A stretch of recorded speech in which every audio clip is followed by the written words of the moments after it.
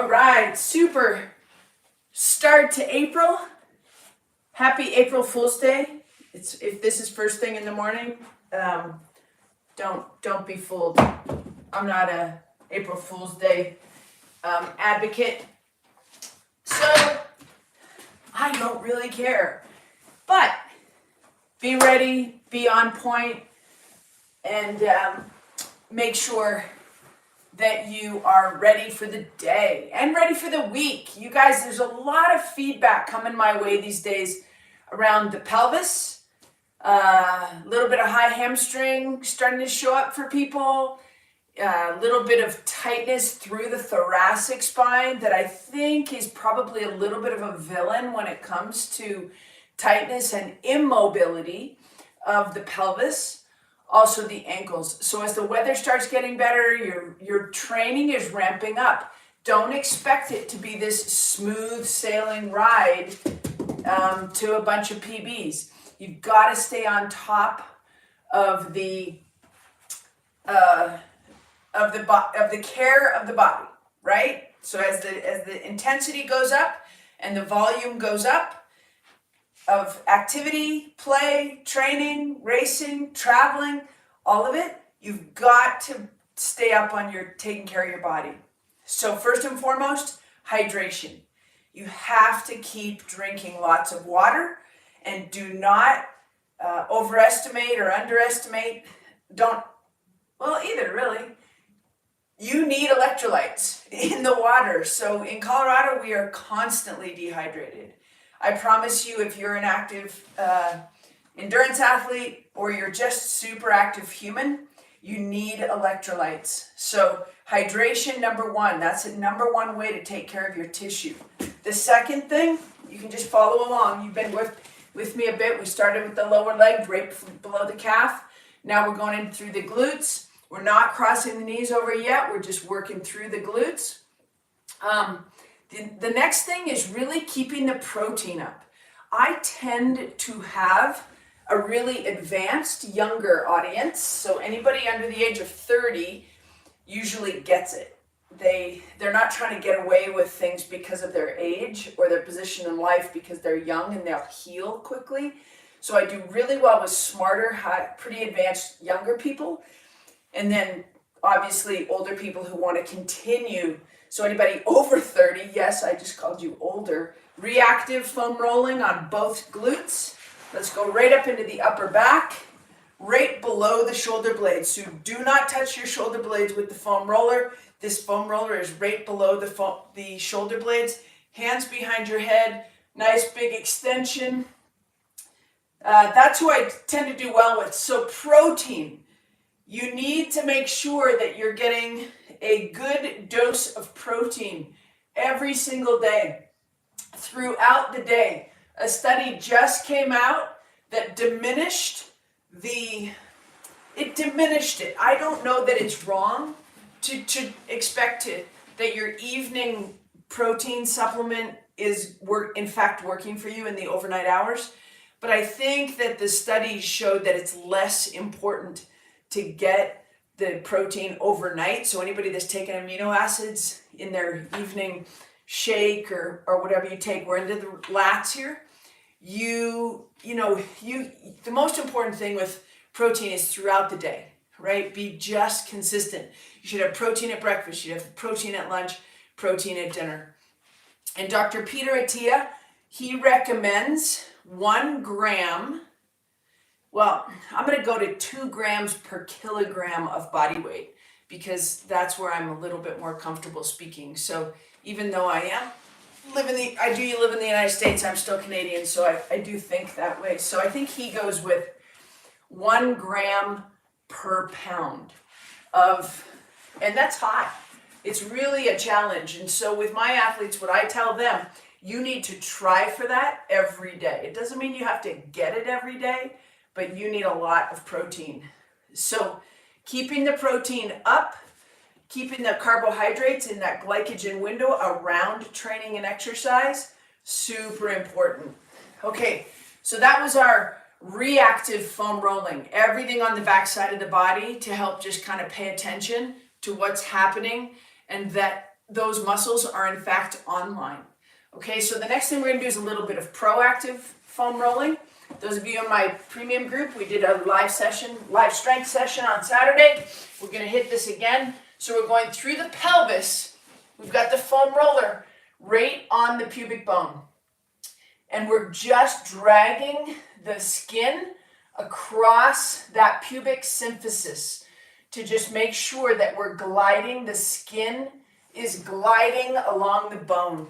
Now let's go on to the hip bone, right on the bone. So this is osteofascial release. Just let's get that foam roller across the bone.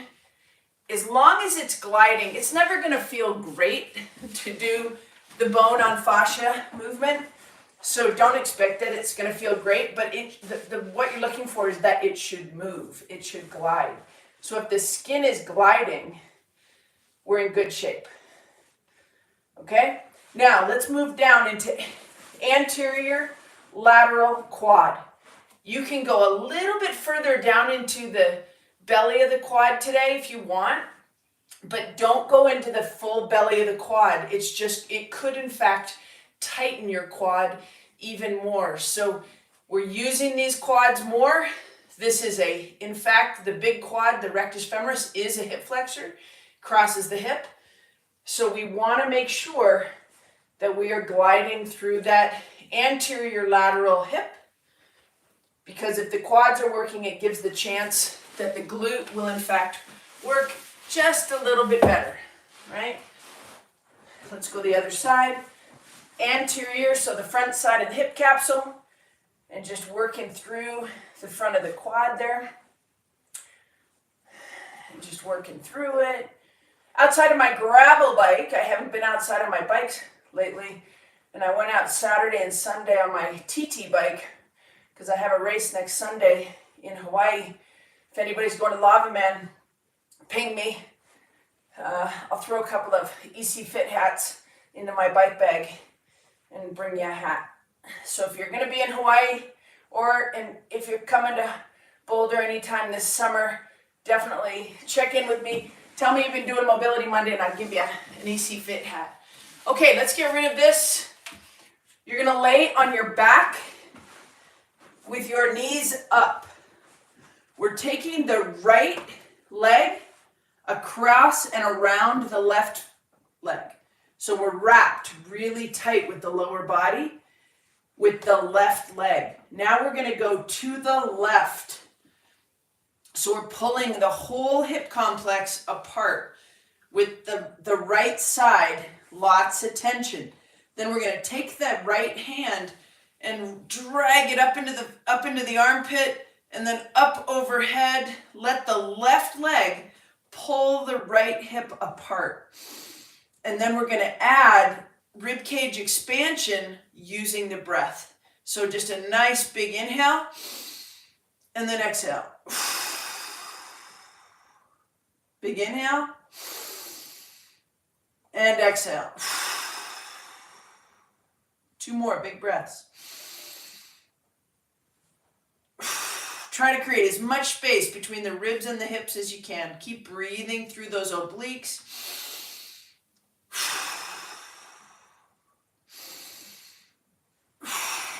And unwind it. Okay, we're going to go to the other side. So knees are up, right leg wrapped around the left. We're going to go to the right. So now the right leg's job is to pull the left hip apart. And you should feel immediate tension down there. Now we take that left arm, drag the thumb into the armpit, and then reach overhead. And we just get a lot of tension through the oblique, through all the muscles that attach to the iliac crest, that part top of the hips. And just a nice big inhale. We got 4 big breaths. Inhale, expand the rib cage.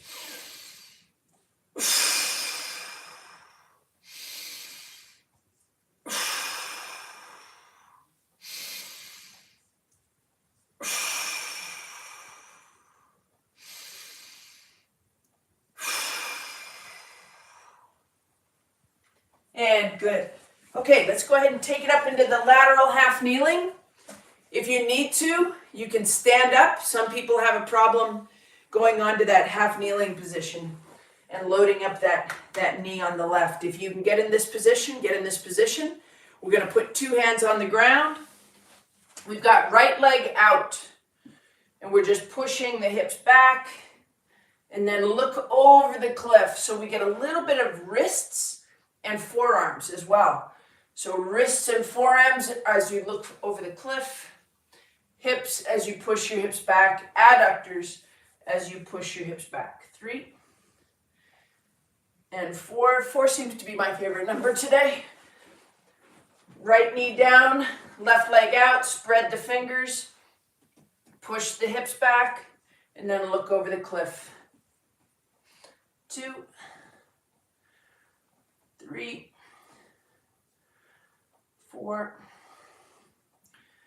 and 5. Let's go back to right leg out. We're going to take the right arm and shoot it under. And just push your hips back. You can start to feel how the thoracic spine, go ahead and stay there in that reached position.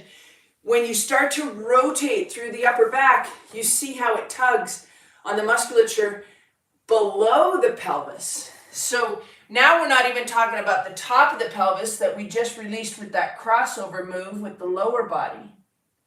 Now we're just kind of acknowledging that when we move through the thoracic spine and we have mobility through that T-spine, which is all of the vertebrae where the ribs attach, we are getting release also in the inner thigh, in the adductor group. Okay, just a little bit of toggle. Left leg is out, so left arm is under. And just, you can toggle your hips back and forth a little bit.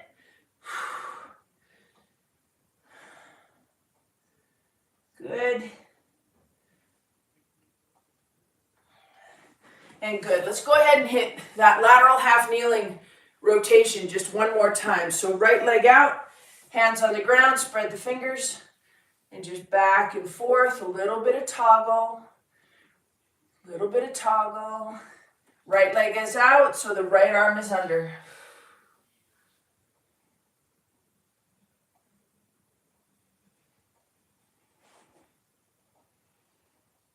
And good. Left side, push your hips back, nice and easy. And then left arm is under. Here's where you start to think, like, is my right side and my left side even? And it's not, it's okay if they're not. You know, our bodies tell us a story of our lifetime. So no matter what you've done in your life, very rarely is somebody right-left balanced. I just know I'm a little tighter on my left side. I mean, if you've broken bones, fallen on an elbow, you know, there's all kinds of stuff that can cause this wrapping of the body. Get into a nice wide stance. Anchor your stance, which means heels outside of toes. And we're just going to go left hand, reach to the right, and then right hand, reach to the left. And then you start to see, oh, I'm a little bit looser. Like I can go over here just a little bit easier than I can go over here. And it doesn't mean I spend more time on the left. Sometimes in some circumstances we do that. Might overtrain one side, but usually I won't do that. We just keep training the body balanced and hope to bring one more side, this side that's less active maybe, just a little bit more online. And good. Okay, from right there, let's just go into some nice easy leg swings. Support yourself on the wall. If you can, right hand and right leg swing. Just using the weight of the leg to pull out the hip a little bit.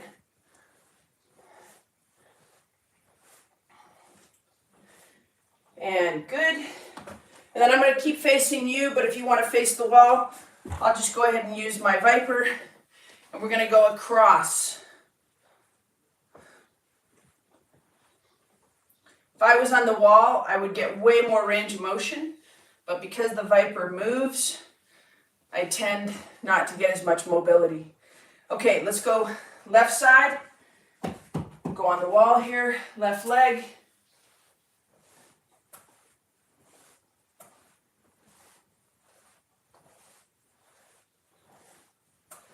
Just nice freedom.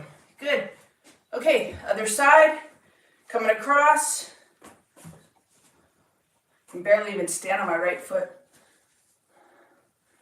So you can see when one side is not stable. So ankle broken almost 2 years ago now, really, so it's been a while. But I'm just gonna flip around. So right here,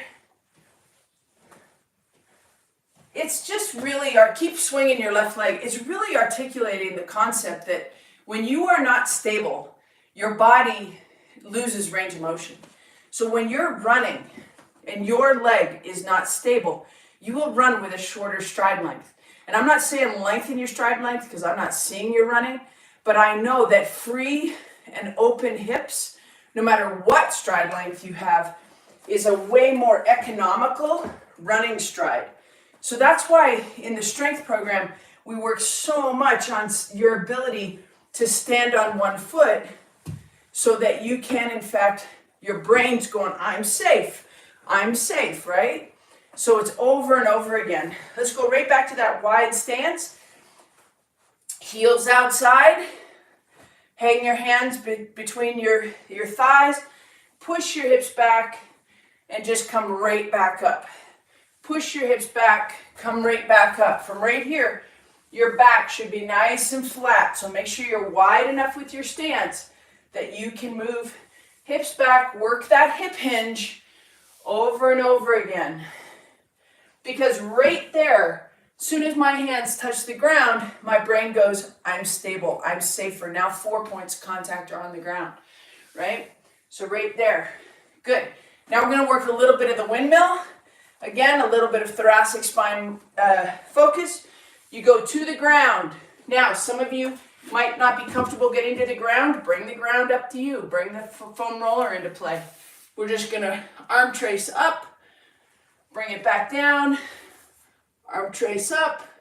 Now on this side, I can feel a little tug on the SI joint in the back. This side, not so much, because I'm going into internal rotation with a little more ease on the left.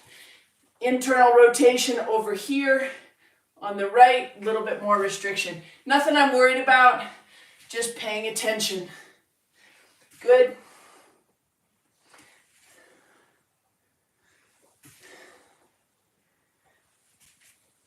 And good. All right, push the pace a little bit today. Next week, I've got a special location for you. It won't be a live session because it's the middle of the night in Hawaii right now. So I will be doing a recorded session from the Big Island where on Sunday I'll be racing Lava Man. Hopefully everybody's having a great week. Take care of yourself. Hydrate, protein, movement. Peace. Take care.